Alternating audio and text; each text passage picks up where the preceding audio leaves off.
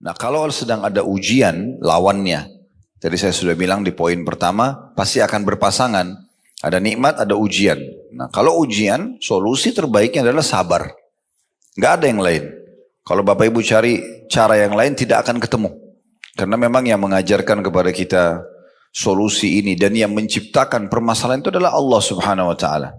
Maka Allah sudah ajarkan kita panduannya, yaitu sabar. Dan sudah kita jelaskan di pertemuan kita yang terakhir, itu tentang definisi sabar.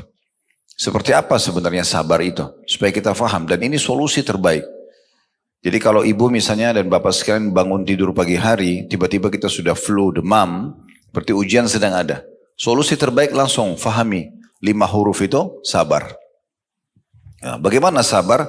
Terima keputusan Allah itu. Itu sabar. Terima keputusan Allah. Oh Allah lagi uji saya. Gitu. Jadi jangan menggerutu, jangan menyalahkan siapapun. Itu namanya sabar. Terima, oh Allah lagi uji saya. Sebagaimana dulu Allah kasih saya nikmat, sekarang Allah kasih ujian. Terima. Karena kalau ibu dan bapak protes apa yang sedang terjadi, kok saya bisa flu, kok saya bisa demam, kok begini dan begitu, seakan-akan kita tidak terima keputusan Allah. Gitu kan? Maka kita terima keputusan Allah Subhanahu wa taala itu dengan lapang dada dan meyakini dan menenangkan hati kita, ya. Tentunya dengan memahami keutamaan sabar. Bentar lagi nanti kita akan lihat bagaimana Allah menggambarkan dalam banyak ayat Al-Quran tentang masalah sabar. Agar kita terus mengejar keutamaannya. Bukankah firman Allah Subhanahu wa ta'ala yang berbunyi ini salah satu contoh, nanti akan kita lebih dalam membahas ayat-ayat Al-Quran. Innama yuwaffas sabiruna ajrahum bighairi hisab. Orang yang sabar itu, kata Allah, akan mendapatkan balasannya nanti tanpa ada hitungan lagi. Mungkin ibu dan bapak sabar dengan sakit 3 hari demam. Bisa saja Allah ganti dengan setahun sehat, 2 tahun sehat. Tidak ada balasan Allah itu. Ya misalnya kita sabar dengan 1 kali lapar, berarti nanti dikasih 1 kali makan. Tidak seperti itu. Tapi balasannya tanpa ada lagi hisapnya. Itu kita selalu renung-renungi, oh ternyata keutamaan sabar itu banyak ya yang saya bisa dapatkan. Ya. Dalam buku ini juga akan dirincikan insya Allah. Ya masalah keutamaan-keutamaan sabar itu apa saja yang kita dapatkan. Itu contohnya. Jadi kita renungi begitu. Kemudian ikhtiar mencari jalan keluarnya. Jadi saya ulangi lagi, kalau sedang datang ujian, apa saja gangguan orang utang gak bayar, kita digibah, digunjing, difitnah, diganggu, ya. Teman-teman kita sekarang di Palestina lagi dijajah wilayahnya, apa saja, ya. Baik dari orang terdekat kita, kadang-kadang ada gangguan datang, ujian datang di pasangan hidup kita. Dari pasangan hidup, kadang-kadang dari ya, ipar, kadang-kadang dari mertua, kadang-kadang dari anak sendiri. Ya. Ada orang yang dibuat stres dengan anaknya sendiri, misalnya ujian dari Allah SWT. Gimana caranya? Sabar. Terima dulu, Allah sedang menguji saya dengan ini, tapi ikuti dengan poin setelahnya. Ikhtiar mencari jalan keluar. Nah ikhtiar ini berdoa, kemudian coba cari inti permasalahannya apa, lalu didiskusikan, bermusyawarah, konsultasi sama pakarnya. Nah itu namanya sabar. Dan tidak masuk dalam sabar kalau Bapak Ibu pilih setengahnya saja. Kayak misalnya udah deh Allah uji saya sama penyakit, udah saya nggak usah berobat. Nah itu bukan sabar namanya. Karena ibu cuma mengambil setengahnya. Harusnya diterima dulu keputusan Allah, lalu ikhtiar cari jalan keluar. Itu sabar. Kita utangin orang, dia nggak bayar. Bukan berarti ya sudahlah dia nggak mau bayar, saya nggak usah nagih. Nggak nagih, nggak apa-apa. Tagih lagi, ingatkan lagi. Nggak ada masalah. Dia belum bayar, nggak apa-apa. Terima sebagai keputusan Allah. Berarti kita tagih lagi. Ya, seperti itulah. Berapa tahun pun dia tidak bayar, nggak ada masalah. Bagi kita itu adalah ujian dari Allah. Toh kalau kita pertemukan total utang itu dengan rezeki yang Allah kasih dari oksigen yang kita bisa hirup. Tiap hari kita makan, minum, umur masih dikasih. Mungkin pasangan hidup ada, anak-anak ada. Sebenarnya jauh lebih besar daripada ujian yang sedang datang. Dan sebagai seorang muslim kita dianjurkan untuk meyakini semua ujian akan ada akhirnya. Fa inna ma'al usri yusra. Di setiap kesulitan Allah berfirman dari 1400 tahun yang lalu akan ada kemudahan. Coba Bapak Ibu renungi deh dalam hidupnya selama ini apa yang pernah dilalui dari ujian. Dan lihat waktu pertama, ingat waktu pertama kita ditimpa, kita merasa seperti sudah tidak ada jalan keluarnya. Mentok di situ. Tapi ternyata beberapa waktu kemudian selesai. Berapa banyak permasalahan kita dalam hidup sehari-hari dari hal yang kecil. Lapar, lalu hilang laparnya. Haus, lalu hilang hausnya. Ngantuk, capek, lalu kita hilang. Kita pernah sakit flu, demam, sakit gigi, terus hilang gitu kan. Gangguan orang terus kita ini. Terus keadaan ekonomi mungkin terpuruk, terus tiba-tiba jadi membaik. Berapa banyak permasalahan dalam hidup kita yang harusnya jadi pelajaran dan pengalaman hidup. Ternyata kita temukan jalan keluarnya. Kenapa pada saat datang ujian sekarang setelah punya pengalaman sekian kali, kita masih bergerutu, masih berkeluh kesah. Toh kita tahu ternyata ada yusrahnya. Setelah usr ada yusrah, setelah kesulitan ada kemudahan. Itu pasti. Dan Allah ulangi 2 kali. Inna ma'al usri yusra. Pasti di setiap kesulitan ada kemudahan. Tinggal siapa yang beruntung karena pada saat ujian sedang datang dia terima sebagai putusan Allah sehingga dia mudah melaluinya dan akhirnya maksimal meraih pahala. Karena ibu dan bapak sekalian kalau sedang diuji sama Allah, misalnya kita bangun tidur tadi tiba-tiba flu, kita mau ngoceh bagaimanapun tetap harus dilalui. Mau nggak mau, kan gitu. Jadi nggak ada manfaatnya kita gerutu itu, nggak ada manfaatnya, nggak memberikan apa-apa buat kita, gitu kan. Makanya Umar bin Khattab saya ingatkan kembali berkata statement yang menarik sekali. Beliau mengatakan orang diuji itu melalui atau ada 2 jenis orang yang diuji. Yang pertama yang sukses, yang kedua gagal. Yang sukses ini adalah orang yang bisa menerima keputusan Allah itu. Maka dia akan dapat pahala karena dia tahu ini Allah melihat dia, Allah mengetahui ujian tersebut. Maka dia dapat pahala. Yang kedua dia mudah melaluinya. Karena dia tahu ini ujian, dia lalui saja, dia nikmati prosesnya. Dan juga dia akan temukan jalan keluarnya. Ini yang sukses. Yang kedua gergutu, nggak bisa nerima. Kenapa ini, kenapa itu, semua orang disalahkan. Dia tidak kembali kepada akidah, keyakinan sebagai seorang muslim. Nah, Allah sudah datangkan ujian. Yang ada di depan kita ini cuma penyebab saja. Maka dia akan dapat dosa karena dia pungkiri takdirnya Allah. Dia sulit melaluinya. Karena dalam proses melaluinya semuanya ngeluhkan kenapa. Gitu. Kalau diuji setahun terus dia gerutu. Dan dia tidak akan menemukan jalan keluarnya. Jadi gak ada pilihan memang kita kalau ada ujian.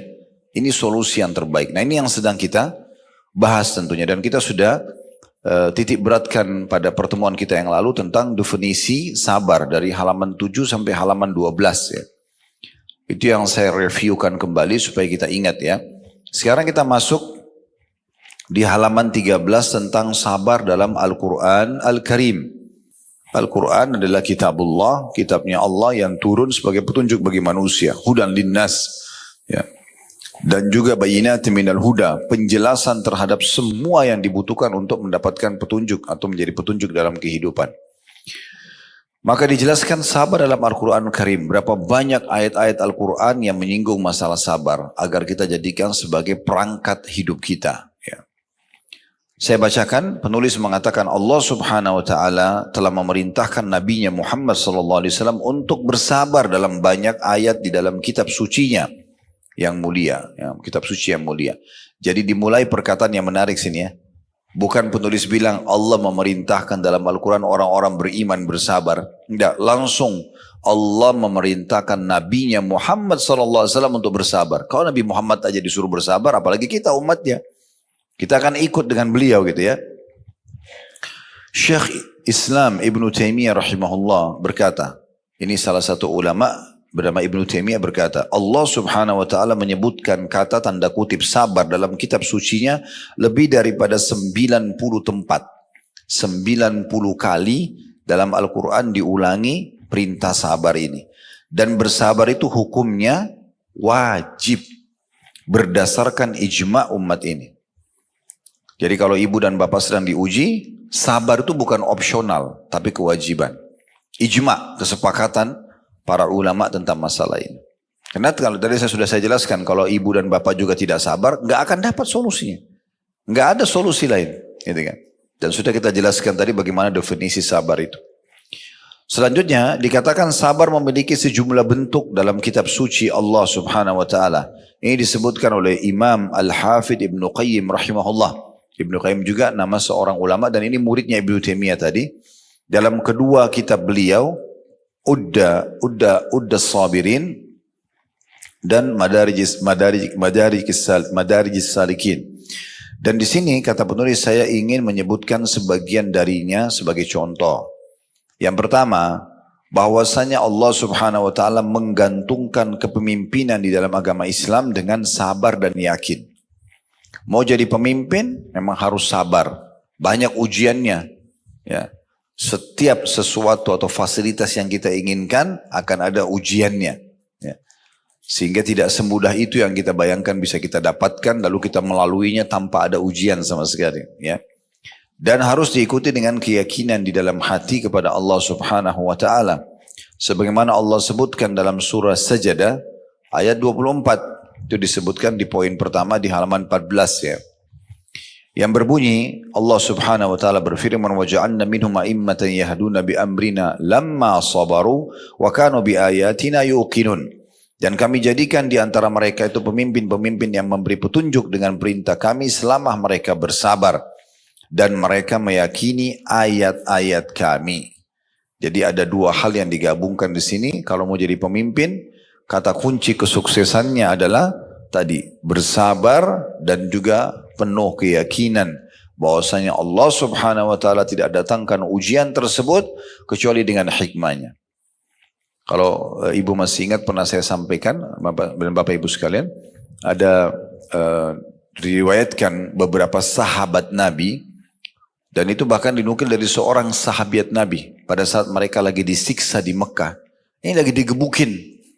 Lalu orang-orang kafir Quraisy dalam kondisi orang-orang muslim ini berdarah, terikat, terzalimi luar biasa. Sampai Nabi Muhammad SAW sendiri gak bisa buat apa-apa pada saat itu karena belum punya kekuatan. Maka waktu orang-orang kafir ini mengatakan, kami akan memberhentikan siksaan kami hari ini bukan karena kasihan sama kalian, tapi karena kami sudah jenuh. Besok kami akan kembali siksa kalian lagi.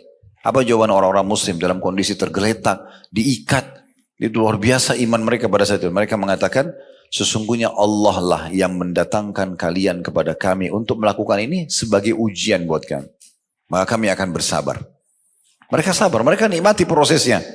Itu luar biasa. Sampai Nabi SAW mengatakan sesungguhnya orang-orang beriman itu akan menyukai prosesi ujian itu sebagaimana kalian menyukai kenikmatan. Jadi mereka tahu kalau ada ujian itu akan ada datang banyak sekali pahala. Dan juga seperti orang kalau lagi ujian seperti apa sih? Kalau di sekolah ujian akan naik kelas. Orang kalau di kantor ikut pelatihan ujian akan naik jabatan. Nah seperti itu. Sebenarnya di ujung jalan itu ada sesuatu yang besar yang Allah janjikan. Apa saja yang Bapak Ibu sedang melalui sebuah ujian, yakinlah di ujungnya itu ada sesuatu yang Allah siapkan. Tinggal kita berhasil atau tidak. Ya, itu poin yang perlu kita garis bawahi. Imam Sufyan Ats-Tsauri rahimahullah berkata, dengan kesabaran dan keyakinan, niscaya dapat diraih kepemimpinan dalam Islam. Dan Allah buktikan itu. Nabi Muhammad SAW bersabar 13 tahun. Beliau pada saat melihat Sumayyah radhiyallahu anha, ini wanita pertama mati syahid dalam Islam. Dia dulu terposisikan sebagai budaknya Abu Jahal. Sama suaminya bernama Yasir, dua-duanya beriman kepada Nabi SAW, berikut dengan anak dia, anak mereka namanya Ammar. Semua ini sahabat yang mulia. Ammar waktu itu kalau tidak salah masih umur 9 tahunan. Ya.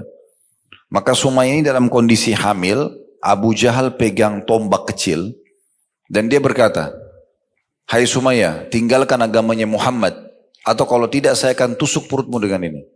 Ini orang lagi hamil, mau ditusuk perutnya, dan di bawah terik matahari lagi diikat kedua tangan dan kakinya.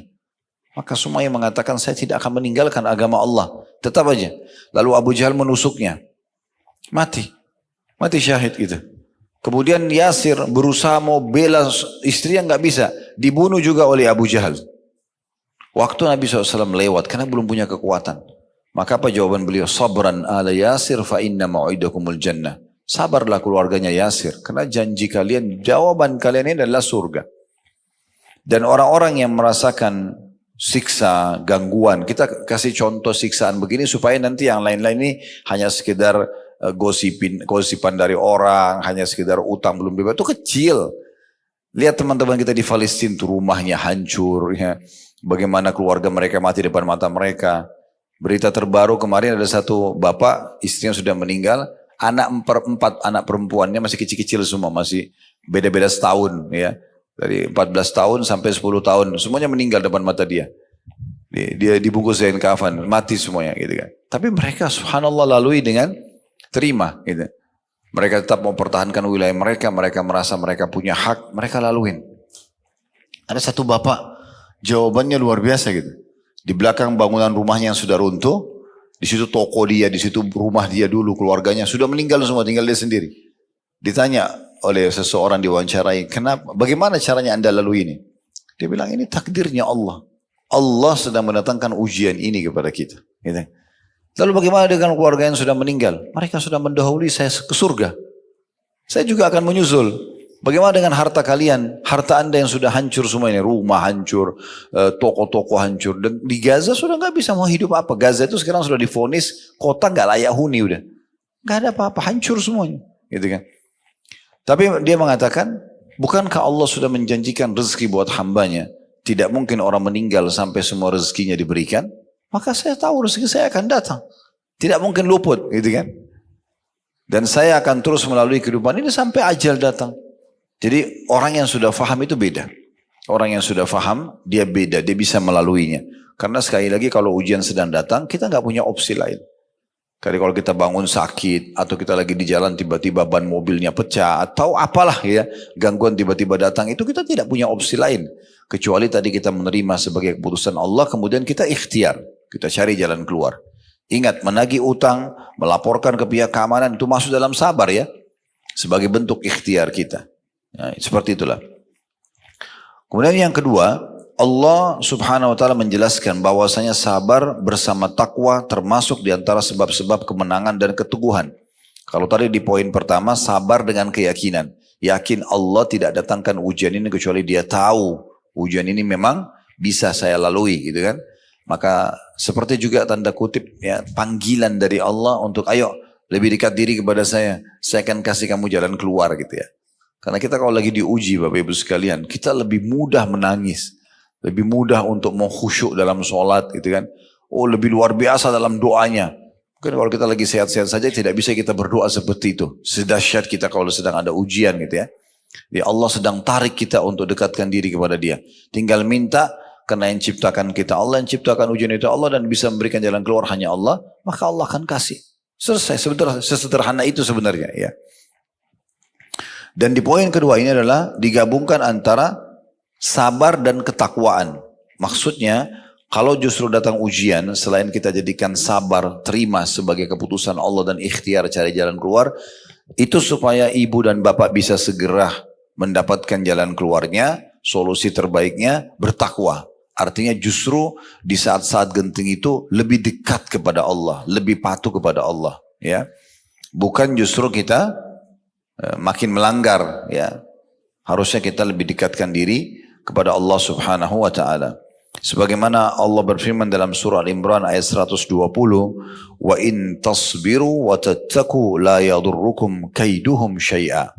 Jika kalian bersabar dan bertakwa, takwa artinya patuh, mengerjakan apa yang Allah perintahkan, meninggalkan apa yang Allah larang, niscaya tipu daya mereka sedikit pun tidak mendatangkan kemudaratan kepada kalian. Jadi apa yang orang niat buruk kepada Bapak Ibu tidak akan berhasil gitu ya. Selama kita menggabungkan dua hal ini, kita terima sebagai ujian Allah, lalu kita menjaga, jadikan momentum itu justru makin dekat kepada Allah. Saya pernah kasih contoh ini supaya mudah difahami. Kalau Bapak Ibu lagi mau ngajukan sesuatu di perusahaan misalnya, supaya dinaikkan gajinya contoh, atau jabatannya, dan kita sudah ngajukan ke dirut kita, proposal atau permohonan untuk dinaikkan jabatan kita. Kira-kira kita menjadi staf atau pegawai yang lebih baik, yang lebih patuh dengan peraturan perusahaan, atau kita jadi pegawai yang ugal-ugalan? Hah? Kan pasti kita kalau mau supaya proposal kita itu diterima, pasti kita makin tunjukkan prestasi, makin tepat datang, ya, makin bagus pekerjaannya, sehingga dirutnya itu akan menilai, oh orang ini pantas untuk diberikan. Tapi kalau dia telat datang, dia malah ugal-ugalan, mana mau diterima. Nah sebenarnya takwa itu seperti itu supaya mudah memahaminya. Jadi makin ada ujian, makin dekat kepada Allah. Makin sholat malam, makin sholat duha, makin berdoa, makin sedekah. Ya, ada salah satu jemaah kami di salah satu wilayah di Indonesia ini, Masya Allah setelah dia dengarkan ceramah tentang bab keutamaan sedekah. Kebetulan kami pernah sampaikan lengkap bedah buku ya, tentang keajaiban sedekah. Itu luar biasa. Salah satunya dia akan mendatangkan solusi dari permasalahan yang. Jadi kalau Bapak Ibu mau ringkas supaya cepat menemukan jalan keluar, sedekah salah satunya. Karena kata Nabi SAW, obati penyakit kalian atau orang-orang sakit kalian dengan sedekah. Dalam riwayat lain, penuhi dan percepat hajat kalian dengan sedekah. Jadi makin banyak dikeluarkan, maka makin cepat permasalahan selesai. Dia bilang, Ustaz, saya praktekin. Hampir setiap ada masalah, saya tidak bisa menemukan jalan tercepat seperti sedekah. Saya bahkan seperti orang ketagihan. Ada masalah, saya makin bersedekah. Belum selesai, saya sedekah lebih besar lagi. Dan jumlahnya tidak dibayangkan gitu ya. Sesuatu yang sangat besar. Dia keluarkan dan selesai urusannya. Dan Masya Allah, Allah gantikan dari sumber-sumber lain. Ya rezeki-rezeki yang datang. Ini salah satu contoh bentuk ketakwaannya kepada Allah subhanahu wa ta'ala. Di sini kata beliau, perhatikanlah apa yang terjadi pada Nabi Yusuf alaihissalam. Berupa kemuliaan dan kekuasaan mapan di muka bumi. Sedangkan peristiwa yang terjadi padanya di istana Al-Aziz atau penguasa Mesir pada saat itu. Semuanya dengan sebab kesabaran dan ketakwaan beliau kepada Allah subhanahu wa ta'ala. Sebagaimana Allah gambarkan dalam surah Yusuf ayat 90, innahu may yattaqi wa yasbir fa innallaha la yudhi'u ajral muhsinin. Sesungguhnya barang siapa yang bertakwa dan bersabar, maka sesungguhnya Allah tidak menyia-nyiakan pahala orang-orang yang berbuat baik. Surah Yusuf surah yang paling masyhur dalam Al-Quran karena Allah mengatakan di dalamnya ada kisah yang terbaik. Dia masih kecil, saudara kandungnya sendiri yang merasa hasad dengan dia, kenapa Nabi Yakub lebih perhatian, maka akhirnya dia dilempar di sumur dalam kondisi dia masih kecil, dan dia terima itu sebagai sebuah keputusan. Nabi Yusuf tahu ini adalah ujian, maka dia pun bersabar. Dengan dia bersabar sambil berdoa kepada Allah SWT, tidak berlalu berapa lama tiba-tiba ada satu kafilah lewat lalu menurunkan timba atau wadah. Mereka kira ada air, ternyata berat, waktu diangkat ada anak kecil. Dan di masa itu ada pasar perbudakan. Kelirunya, kafilah ini bukan mereka cari tahu di mana keluarganya, dikembalikan, enggak. Tapi mereka lebih berpikir ke uang, gitu kan. Maka mereka segera ambil, dibawa ke pasar perbudakan di Mesir. Waktu itu mereka adanya di wilayah Palestina, ya. Lumayan. Jaraknya pada saat itu lumayan jauh. Kalau sekarang sih dekat karena Palestina sama Mesir berbatasan saja. Maka mereka pun segera bawa ke Mesir, dijual di pasar budak, buru-buru supaya laku. Sebelum datang keluarganya anak ini yang cari tahu. Mereka tidak tahu sebenarnya Allah punya satu ya strategi di situ untuk menyelamatkan Nabi Yusuf. Karena kalaupun dikembalikan kepada Nabi Yakub di masa itu, tetap saudaranya hasad sama dia. Maka Allah selamatkan, dibawa ke pasar di Mesir karena anaknya tampan, kelihatan anak yang terjaga, terawat anak ini. Di pasar budak, biasanya budak itu tidak terawat segala macam. Maka ada satu orang yang terhormat di Mesir membeli dia. Dibeli kemudian dipajak tinggal di dalam istana Raja Mesir. Ini luar biasa gitu. Allah selamatkan. Dan kebetulan waktu itu dia sama istrinya nggak punya anak. Maka dia bilang sama istrinya, pelihara baik-baik anak ini, ya mungkin bisa membantu kita atau bisa menjadi anak kita, karena kita belum punya anak. Maka dirawatlah oleh sang ratu tersebut, gitu kan. Dan dia pindah dari rumah yang biasa, ya dengan kesabaran dia ke istana raja. Tumbuh besar dalam kondisi aman, karena jauh dari saudara-saudaranya. Sampai dia remaja, dia dewasa, terjadilah tentu kisah yang sangat masyhur ya. Karena ibu majikannya sendiri suka sama dia, kemudian dia bersabar, gitu kan. Bagaimana dia dikejar-kejar oleh sang perempuan ini, masuk dalam kamarnya, ditutup pintunya, lalu ditawarkan untuk berzina. Dia berusaha lari, menghindari wanita ini sampai wanita itu menarik baju dari belakang, sehingga sobek baju tersebut. Begitu tiba di pintu dan dibuka, ternyata suaminya datang. Lalu dia dengan gampangnya mengatakan, apa balasannya bagi orang yang mau mengganggu istrimu? Lalu si raja ini bingung mau pecahkan bagaimana permasalahannya. Lalu Nabi Yusuf mengatakan, bukan saya, dia yang menawarkan dirinya. Saya tidak pernah mengganggu seperti ini. Nah untung si raja ini bijak. dia pun memanggil orang yang bijaksana di istana itu, suruh bagaimana menghakimi keadaan ini. Maka dikatakan kalau dilihat saja bajunya Yusuf, kalau baju Yusuf sobek dari depan, berarti betul dia mau mengganggu perempuan itu, mau menyelamatkan diri. Tapi kalau bajunya sobek dari belakang, berarti betul dia yang dikejar. Tapi dia lari, ternyata ditemukan memang baju Yusuf sobek dari belakang. Maka sang raja mengatakan, sesungguhnya ini tipu daya kalian. Beristighfarlah, wahai para wanita, istighfarlah kepada Allah, gitu kan? Kemudian Nabi Yusuf pun ya disuruh pergi, tetap dengan kondisi dan di kamar dia di istana itu. Tapi karena ya istri raja ini tetap menginginkan dia, dan tersebar berita di saat itu di satu Mesir kalau ternyata dia disukai oleh si ratu ini, menyukai anak angkatnya sendiri. Baru mereka mulai bicara lah para perempuan ini, sepertinya ada masalah ini secara kejiwaan nih. Kenapa bisa ratu suka dengan anaknya sendiri? Karena waktu itu belum ada foto, belum ada kamera, orang tidak tahu Nabi Yusuf ini seperti apa. Karena si ratu ini ingin menunjukkan kalau ini bukan salah saya loh. Yusuf ini terlalu tampan gitu. Maka bisa menggoda. Akhirnya dia undang semuanya, istri-istri pejabat pada saat itu di istananya, kemudian disiapin buah sama pisau. Lalu setelah mereka duduk semuanya menunggu hidangan, Yusuf disuruh keluar. Lewat aja depan ibu-ibu tersebut, mereka karena tampannya sampai potong tangannya sendiri. Ya. Tentu mungkin tidak masuk di akal kita kalau sekarang. Tapi perlu Bapak Ibu tahu, memang Nabi SAW mengatakan sungguhnya Yusuf diberikan setengah ketampanan dunia. Jadi semua laki-laki digabung di muka bumi ini, yang tampan-tampan saja ditaruh di satu sisi, Yusuf sebelahnya, Yusuf tetap lebih tampan gitu.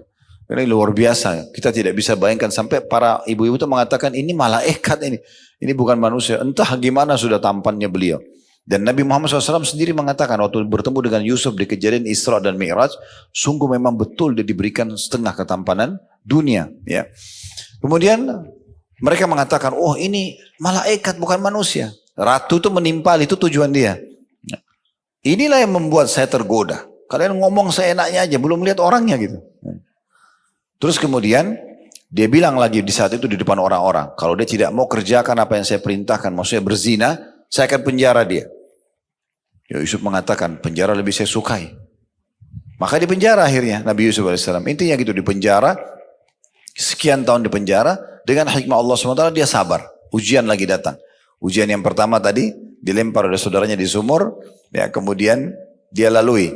Allah pindahkan ke istana. Di istana diuji lagi sama Allah SWT, ratunya suka sama dia. Ini ujian keimanan, dia tetap bersabar, gak mau terjerumus dalam dosa. Sampai dalam sebuah riwayat dikatakan waktu istri raja itu mengejar Nabi Yusuf, di ujung kamarnya dia ada patung yang mereka kultus di saat itu. Lalu si ratu ini ambil patung, ditutup patung itu sama kain. Kata Nabi Yusuf, subhanallah, engkau malu sama patung ini, tidak malu sama Allah gitu ya. Digituin sama dia. Yang jelas pada saat itu ujian datang. Allah tetap dia bersabar, tetap dia beribadah di penjaranya. Akhirnya Allah SWT muliakan. Rajanya mimpi melihat, ya mimpi ada sapi sehat, memakan sapi yang kurus ya. Dan beberapa macam jenis mimpinya pada saat itu. Lalu ditanya pada para pemusyawarah penasihat, tidak ada yang bisa. Lalu mereka isyaratkan kepada Yusuf, karena sebelumnya ada 2 orang yang datang ke penjara menanyakan tentang takwil mimpi. Nabi Yusuf terkenal sebagai orang soleh di penjara dan bisa menakwilkan mimpi. Maka ada 2 orang yang datang menceritakan mimpinya dan berhasil seperti apa Nabi Yusuf takwilkan. Maka waktu terjadi raja mimpi, diingatkanlah ya kalau ada seseorang yang di penjara, Yusuf itu pintar bisa menakwilkan mimpi. Raja bilang, coba tanyakan tentang mimpi saya. Ditakwilkanlah mimpinya. Setelah itu raja mengatakan, datangkan kepada saya. Saya ingin dia menjadi penasihat saya khusus gitu. Nah, ini juga anak angkatnya gitu. Maka dikatakan pada saat itu, coba tanya dulu sebelum saya mau diangkat, kasih jabatan apapun, bagaimana keadaan para wanita yang memotong tangan-tangan mereka itu. Karena isunya Nabi Yusuf yang mau mengganggu mereka. Maka semuanya perempuan itu memberikan kesaksian, kami tidak pernah mengetahui hal-hal yang buruk. Yusuf cuma lewat, dia tidak potong tangan kami, dia tidak apa. Kami yang salah sendiri. Nah di saat itu ratu baru mengatakan, sekarang kebenaran harus disampaikan. Kalau memang saya dulu yang tawarkan diri saya dan dia termasuk orang jujur. Dia tidak mau memang melakukan. Maka setelah itu karena dia bersabar, tetap bertakwa. Itu kan takwa ya. Dia tetap jaga kontrol dirinya walaupun dia dimasuk penjara. Walaupun ada karena kalau di secara akal-akal saya kalau dia iyakan si ratu kemarin hidupnya enak. Udah dia bisa biologis walaupun haram zina, kemudian juga dia bisa dapat tinggal di istana, pasti perempuan ratu itu akan bela dia, tapi dia tinggalkan karena itu haram. Itu namanya bertakwa. Mengerjakan perintah, meninggalkan larangan. Maka akhirnya Allah muliakan dia. Lalu raja memanggilnya dan dikatakan dia diberikan jabatan. Itu Nabi Yusuf menjadi orang yang punya jabatan tinggi di kerajaan tersebut sampai akhirnya beliau wafat di istana itu tentunya. Nah ini contoh saja bagaimana penyatuan antara ketakwaan dengan kesabarannya. Yang ketiga, bahwasanya Allah Subhanahu wa taala telah mengabarkan tentang dilipat gandakannya pahala-pahala orang yang bersabar dan bahwasanya mereka akan diberi balasan dengan pahala yang lebih baik daripada amal-amal mereka. Sebagaimana Allah sebutkan dalam surah An-Nahl ayat 96, وَلَنَجْزِيَنَّ الَّذِينَ صَبَرُوا أَجْرَهُمْ بِأَحْسَنِ مَا كَانُوا يَعْمَلُونَ. Dan kami benar-benar akan memberi balasan kepada orang-orang yang bersabar dengan pahala yang lebih baik daripada apa yang telah mereka kerjakan. Maksudnya di sini bisa mendapatkan dua hal. Pahala melimpah dari sabarnya dan juga amal apapun yang dia kerjakan karena dalam ujian maka akan dilipat gandakan pahalanya. Akan dilipat gandakan pahalanya ya. Jadi beda pahala orang yang beribadah di saat sedang ada ujian sehingga dia melaluinya dengan sabar dengan orang yang sedang tidak diuji ya. Intinya makin berat sebuah ujian dan kita tetap beribadah maka makin besar pahalanya. Makanya kata Nabi SAW, inna idhamal ajri ma'idhamil bala. Sesungguhnya besarnya kadar pahala sesuai dengan besarnya kadar ujian itu datang. Tidak mungkin sama orang yang sholat subuh di Indonesia, misalnya rumahnya dekat masjid ini, jalan kaki, dengan orang yang di Rusia sekarang misalnya musim dingin, dinginnya -5, -10, tapi dia tetap ke masjid. Saya teman-teman kita muslim, Masya Allah di Rusia itu lagi salju, penuh semuanya. Mereka tetap sujud di salju itu. Ya. Mereka tetap sholat subuh dingin sekali. Itu beda pahalanya, karena ujiannya lebih berat gitu ya. Jadi kalau ibu dan bapak mengerjakan sebuah perintah agama, dan melalui satu proses yang berat. Kita ngantuk banget, tapi ingin sholat malam. Lalu kita tetap berusaha sholat. Ya, dengan orang yang memang tidak bisa tidur, kemudian dia sholat malam, itu beda pahalanya. Ya, sudah beda. Begitu juga dengan ujian, sama. Orang yang ringan, beda pahalanya dengan orang yang sedang, ujiannya orang yang berat. Itu beda semua. Akan ada sesuai dengan kadar ujian itu datang. Kemudian yang keempat, Allah Subhanahu wa taala menjadikan sabar termasuk urusan yang wajib ditekadkan. Yang seharusnya bagi setiap muslim laki-laki maupun perempuan bersandar kepadanya dan berusaha untuknya. Kita selalu menggunakan sabar sebagai perangkat kita. Sebagaimana dalam surah Asy-Syura ayat 43 Allah Subhanahu wa taala berfirman, "Walaman sabara wa ghafara inna dzalika lamin azmil umur." Tetapi barang siapa yang bersabar dan memaafkan, sungguhnya yang demikian itu termasuk urusan yang wajib dibulatkan tekadnya untuk dilakukan. Jadi kalau misalnya ibu punya dua opsi ya bagi orang yang berbuat zalim kepada kita. Opsi yang pertama, pernah saya jelaskan itu, ibu murni dan bapak sekalian dendam. Ada orang gosipin kita, ada orang fitnah kita, ada orang ambil hak kita, udah kita dendam. Ya Allah butain matanya, misal, pincangin kakinya, apalah. Matikan dia, contoh, karena dia terasa terdolimi banget. Hartanya diambil misalnya, atau dia disakiti, dirusak nama baiknya. Bisa dia terdolimi. Karena orang yang terdolimi tidak ada hijab antara dia sama Allah. Bisa diterima doanya. Tapi ini murni balas dendam Bapak Ibu sekalian. Allah kabulkan matanya buta. Bisa dapat apa? Gak ada. Cuma dendam saja. Bolehkah? Boleh. Karena dia terdolimi, haknya dia. Gitu kan? Tetapi ada opsi yang lebih baik. Ibu dan bapak doakan agar dapat hidayah. Supaya dia dapat hidayah, dia tahu kesalahannya. Dan kemudian Allah ubah dia. Dari sifat buruk itu menjadi sifat yang baik misalnya. Kalaupun dia utang, supaya dia bayar utangnya nih. Dia tersentuh secara keimanan. Kita tidak tahu bagaimana cara Allah. Mungkin kebetulan dia hadir di masjid dekat rumahnya. Lalu dia dengar ceramah. Lalu dia tersentuh, dia merasa ya dia harus kembalikan hak kita misalnya.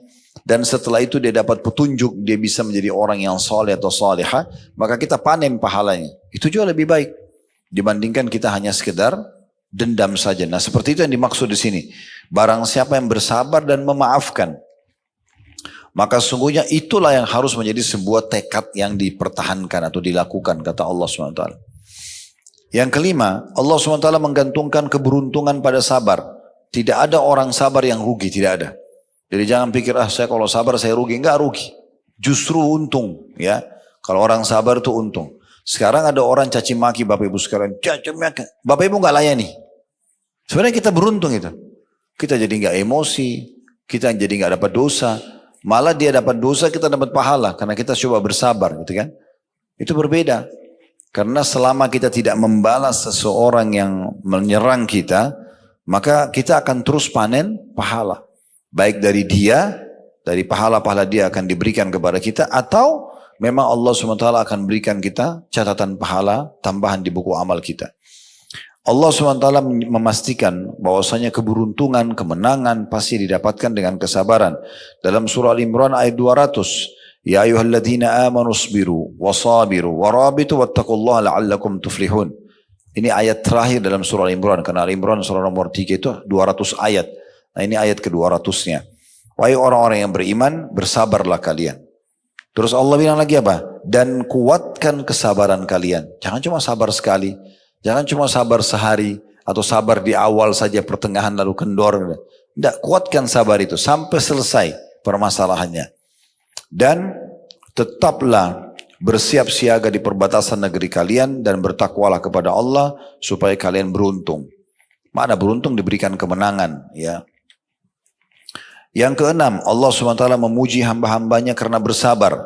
Sebagaimana dia memuji Nabi Ayyub alaihissalam.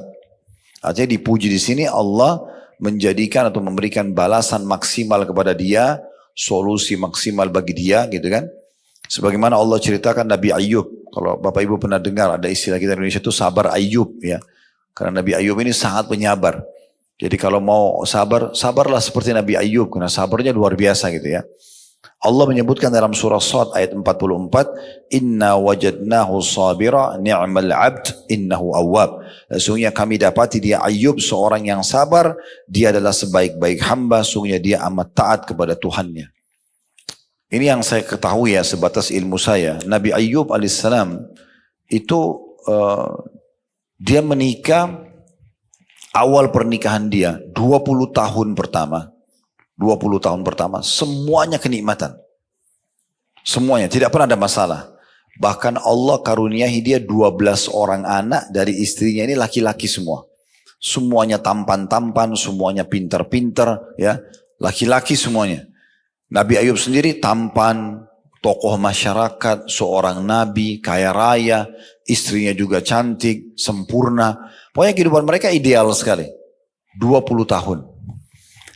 Tahun atau hari pertama tahun 21, Allah Subhanahu wa taala datangkan ujiannya dalam 3 hari Bapak Ibu sekalian. Ujian datang dalam 3 hari, habis semuanya. Hari pertama ujiannya, 12 orang anak laki-lakinya lagi makan di satu ruangan, kayak ruang itu, rubuh atapnya, mati semua. 12 anak laki-lakinya mati semua dalam 1 hari. Bukan 1 2 ya, 12-nya semua. Dalam 1 hari, tidak punya anak langsung. Habis ceritanya. Kan orang mungkin mati anaknya 1 2, ini 12-nya semua mati. Hari kedua, Allah Subhanahu wa taala datangkan hama di perkebunan dan peternakannya, habis semua. Hari kedua jadi miskin, gak punya apa-apa.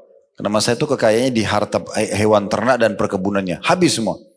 Di hari ketiga, Allah datangkan ujian, kena penyakit kulit. Ya, semua orang menjauh dari Nabi Ayyub karena takut tertular. Padahal dia itu nabi, dia harus berdakwah kan gitu. Tapi datang ujian. Nabi Ayyub tidak mengucapkan satu kata, bukan lagi gerutu banyak, satu kata mengeluh kenapa ya Allah, nggak ada. Jadi nikmat aja prosesnya. Dalam 3 hari habis nggak punya anak, habis nggak punya harta, juga kena penyakit yang menular lagi. Ini luar biasa. Ada beberapa asar menyebutkan istrinya pun menjauh, ada yang mengatakan istrinya tetap menemani dia bersama. Maka berjalan sampai kurang lebih 18 tahun. 18 tahun begitu keadaannya. Nggak punya anak, nggak punya harta, ya, dan juga kena penyakit yang menular. Istrinya sempat bilang, wahai Nabi Allah, nggak usah minta lagi keturunan sama Allah, nggak usah minta harta, minta Anda disembuhkan saja. Tak sembuh saja, supaya bisa berdakwah. Sekarang orang semua menjauh karena penyakit ini. Apa kata Nabi Ayub? Wahai istriku, berapa tahun dulu kita merasakan nikmat? Kata istrinya 20 tahun. Istri tahu nih 20 tahun tidak ada masalah. Berapa lama sekarang kita diuji? Kata istrinya 18 tahun. Kata Nabi Ayub, saya masih malu minta sama Allah. Belum berimbang. Belum berimbang. Ini kadang-kadang kita lupa Bapak Ibu sekalian ya. Misalnya 1 tahun 365 hari kita sehat. Tahun kedua Allah uji seminggu aja flu. Luar biasa. Satu kampung tahu kalau flu. Seakan-akan dia ini sudah kena musibah yang paling besar, cuma flu doang. Dia 1 tahun kemarin tidak apa-apa. Pernah rasa 1 tahun gak sakit ya? Tidak sakit 1 tahun bisa berjalan. Gak flu, gak demam gitu ya. Ada berlalu. Tapi kita lupa kadang-kadang dengan ujian sedikit itu. Maka dia bersabar sampai 20 tahun. Setelah 20 tahun, Nabi Ayub berdoa begini. Mengatakan, Rabbi anni massaniyaddur wa anta arhamur rahimin. Wahai Tuhanku, Engkau telah menimpahkan padaku ujian ini, penyakit ini. Dia cuma sebutkan penyakit ya. Tapi Engkau zat yang maha penyayang. Apa maknanya? Wa anta arhamur rahimin, dan Kau zat maha penyayang. Artinya kalau Kau mau sembuhkan silakan ya Allah. Kalau Kau masih mau uji saya terima. Coba bayangkan luar biasa sabar. Setelah 20 tahun. Dia nggak bilang ya Allah nih 20 tahun sudah berimbang dong. Harusnya enggak. Kalau Engkau ingin, silahkan ya Allah, sembuhkan. Kalau mau uji lagi, saya masih sabar. Apa yang terjadi Bu? Ini perhatikan buah sabarnya ya. Disebutkan dalam riwayat-riwayat tentang masalah ini. Pada hari itu, Allah kabulkan. Yang paling pertama Allah hilangkan penyakitnya. Allah munculkan sumber mata air di dekat ranjangnya beliau. Disuruh oleh Allah SWT mandi dengan air itu, hilang penyakitnya. Dipakai sama Nabi Ayub, mandi. Hilang semua. Bahkan Nabi Ayub jauh lebih tampan, lebih bersih dari 20 tahun yang lalu. Setelah pakai air itu. Kuasa Allah SWT. Di hari kedua, terdengar oleh masyarakatnya, kaumnya dia, oh Nabi Ayub sudah sembuh. Kan ini yang membuat mereka lari kan. Akhirnya mereka semua datang, mereka bawa hadiah. Ada yang bawa sapi, ada yang bawa unta, ada yang bawa domba, ada yang hadiahkan, wakafkan kebunnya. Dalam 1 hari, harta Nabi Ayub kembali 2 kali lipat dari yang 20 tahun lalu. Tidak kerja, dikasih orang. Gampangnya Allah kembalikan. 1 hari, Allah kasih 2 kali lipat, cuma pemberian orang. Dan tidak kerja. Di hari ketiga, istrinya diinformasikan hamil. Dan setelah itu melahirkan 24 anak laki-laki. Ya. Coba bahas ya kisahnya Nabi Ayub. Ya. Allah berikan kekuatan, Allah berikan kesuburan, melahirkan 24 anak. Ya, karena Allah mengatakan kami balas Ayub itu dengan kami lipat gandakan hartanya, kesehatannya, keturunannya. Didobelkan sama Allah. Jadi akhir daripada kesabaran itu ada sesuatu yang manis di situ. Cuma kita sabar gak sih gitu? Kita sabar gak melaluinya? Nah seperti itulah. Orang kan kalau mau ujian, kita dulu waktu masih SD, SMP, SMA mau naik kelas, kan harus ujian belajar ya. Tapi buahnya apa? Kalau kita belajar ranking 1 misalnya, oh itu luar biasa bahagianya. Orang tua juga bangganya karena ditulis angkanya dengan pulpen warna hitam gitu ya. Kalau di tahun 90-an dulu, 80-an begitu dulu ya. Kalau sekarang saya tidak tahu sudah seperti apa, tapi gitu. Dibandingkan ditulis angka merah, malu ngeliatin raportnya sama orang tuanya gitu ya. Jadi memang ujung ujian itu ada sesuatu yang menunggu kita. Tinggal kita mau melalui proses. Enaknya itu sebagai seorang muslim Bapak Ibu sekalian, kita sudah dapat bocorannya. Bocoran sudah ada ini. Dari awal siapa yang manusia diciptakan, lalu prosesi nabi-nabi datang, kitab-kitab turun, kaum yang beriman selamat, kaum yang kafir begini. Selama kita hidup, panduan hidup kita apa? Mana makanan, mana minuman, mana pergaulan, mana pendapatan yang boleh, tidak boleh. Dan akhir semua ini, Nanti kau akan mati ya. Mati itu masuk ke alam barzah kuburan. Kuburan itu taman dari taman surga kalau beriman, atau lubang dari lubang neraka kalau orang kafir. Kemudian akan ada kebangkitan, ditimbang amal hari kiamat. Yang lolos masuk surga. Surga itu begini loh. Dirincikan tanahnya, pintu gerbangnya, pohon-pohonnya, bidadari dan bidadaranya, istanahnya, pakaiannya, buah-buahannya, semua rinci. Ya, dirincikan dengan banyak ayat. Ini kalau Bapak Ibu mau kembali di playlist YouTube kami ada bedah buku Rasulullah SAW cerita tentang surga dan neraka. 30 bab saya bahas tentang surga. Kemarin waktu kami haji, karena lumayan 20-an hari kurang lebih, saya bedah buku ini sampai habis juga untuk jemaah haji. Dan kita sempat online. Saya ulangi kembali 30 bab tentang surga itu dari pintu gerbangnya, istanahnya, tanahnya, kebun-kebunnya, dipan-dipannya, permadaninya, pakaiannya, wah luar biasa udah. Susah sekali digambarkan gitu indahnya gitu ya. Begitu juga dengan neraka. Diceritakan di buku itu sekitar 33 bab. Semua juga sudah kita rincikan. Jadi memang ada balasan yang sangat besar yang Allah Subhanahu wa taala janjikan, tinggal kita ikuti dengan keyakinan ya, bahwasanya memang di ujung setiap ujian itu akan ada sesuatu yang besar. Kemudian 2 poin yang terakhir yang disebutkan ini, poin 7 dan ke poin 8, tentang sabar di dalam Al-Quran. Ya. Yang ketujuh, Allah Subhanahu wa taala mengabarkan bahwa para malaikatnya akan masuk dalam surga, lalu mereka akan mengucapkan salam kepada orang-orang mukmin di dalam surga karena kesabaran mereka. Allah Subhanahu wa taala berfirman, nanti insyaAllah, dan saya berharap Allah SWT betul-betul memberikan kepada kita dan kita penuh keyakinan Allah akan kabulkan doa itu ya. Semoga Allah menyatukan kita di surga firdausnya tanpa hisab, mana disatukan dalam majlis ilmu kita ini tentunya. Allahumma amin. Dan kita akan saksikan firman Allah ini. Nanti kalau kita sudah masuk ke istana kita di surga, Bapak Ibu sekalian, malaikat akan datang dan mengucapkan ini pada kita. Itu semua karena kesabaran kita. Nanti akan kita jelaskan setelah baca ayat ini, sabar dalam 3 hal ya. Allah berfirman dalam surah Ar-Ra'd ayat 23 sampai 24, wal malaikatu yadkhuluna alaihim min kulli bab salamun alaikum bima sabartum fa ni'ma uqbad dar. Yang artinya, dan malaikat-malaikat masuk ke tempat-tempat mereka dari semua pintu, ya maksudnya pintu-pintu surga, sambil mengucapkan selamat atas kalian karena kesabaran kalian. Maka alangkah baiknya tempat kesudahan itu. Maksudnya apa? Surga tempatnya orang-orang yang sabar. Nah, sabar ini dalam 3 hal tadi saya bilang, saya mau sampaikan. Ini pernah kita singgung tapi saya ingatkan kembali. Yang pertama, Bapak Ibu harus sabar dalam mengerjakan ketaatan. Nah, duduk di majelis ilmu begini butuh sabar. Duduk, dengarin, renungin ya. Terus niatkan mau mengamalkan itu butuh sabar. Sholat butuh sabar, puasa butuh sabar, sedekah dan zakat butuh sabar, haji umrah butuh sabar, bakti sama orang tua butuh sabar, ngurus anak, melayani suami dan ibu-ibu juga butuh sabar, suami memberikan kebutuhan istri butuh sabar.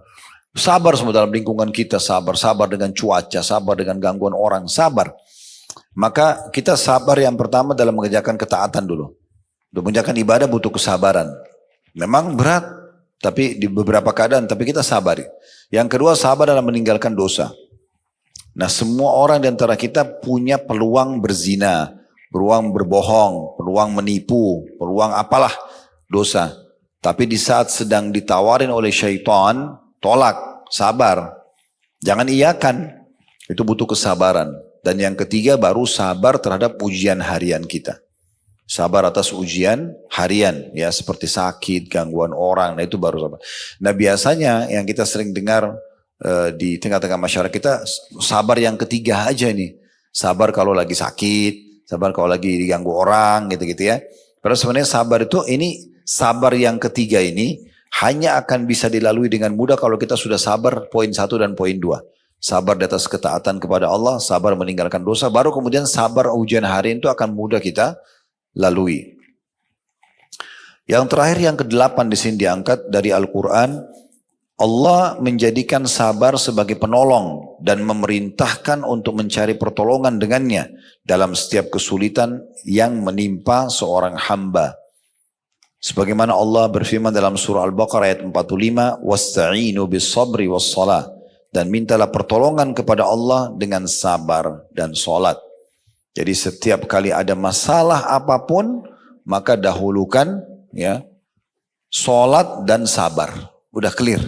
Kalau dua itu Bapak Ibu bisa jaga, maka insya Allah akan aman semuanya. Makanya dikatakan Nabi SAW, Bapak Ibu sekalian itu kalau sedang menghadapi masalah apapun, maka beliau yang pertama dilakukan adalah sholat. Ya, wudu, sholat. Minta petunjuk kepada Allah subhanahu wa ta'ala. Minta petunjuk kepada Allah subhanahu wa ta'ala.